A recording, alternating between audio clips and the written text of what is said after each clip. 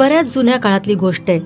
शहरापासून काही अंतरावर एक मंदिर बनवण्याचं काम चालू होतं, ज्याच्यासाठी अनेक मजूर ठेवण्यात आले होते।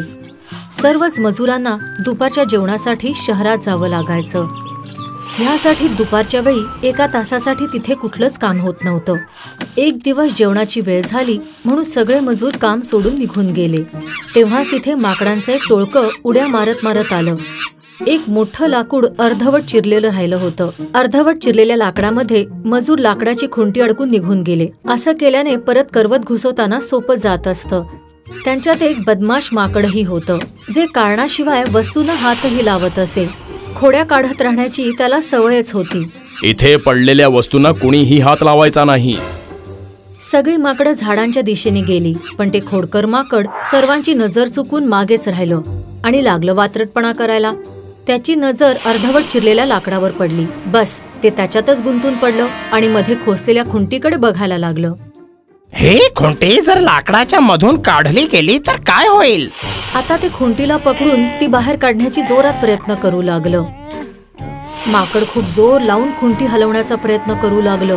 जोर लावल्यामुळे खुंटी हलायला सरकायला लागली। तसं माकड स्वतःच्या शक्तीवर खुश झालं। वा भोलू, तुझ्यात तर खूप शक्ती आहे। आता तर मीही पूर्ण खुंटी काढूनच शांत बसेन। ते आणखीन जोर जोरात शक्ती लावून खुंटी सरकवायला लागलं। ह्या खेचाखेचीमध्ये माकडाची शिपटी कापलेल्या लाकडाच्या मध्ये आली होती, जे त्याच्या लक्षातच आलं नव्हतं।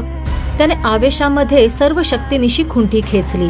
खुंटी लाकडाच्या बाहेर येताच लाकडाचे चिरलेले दोन्ही भाग फटकन जोडले गेले आणि त्याच्यामध्ये अडकली माकडाची शेपटी। आई, अरे मेलो! तेव्हाच मजूर कामावर परतले। त्यांना बघताच माकड पळण्यासाठी जोर लावू लागलं आणि त्याची शेपटी तुटली। ते किंचाळतच तुटकी शेपटी घेऊन पळायला लागलं। तर मित्रांनो, ह्या गोष्टीतून आपल्याला असा धडा मिळतो की आपण दुसऱ्यांच्या कामांमध्ये ढवळाढवळ नाही केली पाहिजे। दुसऱ्यांच्या कामांमध्ये ढवळाढवळ केल्याने आपण स्वतःच अडचणीत येऊ शकतो। हाय, मी आहे शायनी। जर तुम्हाला मला असंच पाहायला आवडत असेल तर हा व्हिडिओ नक्की शेअर करा आणि हो, हा चॅनलही सबस्क्राईब करायला विसरू नका।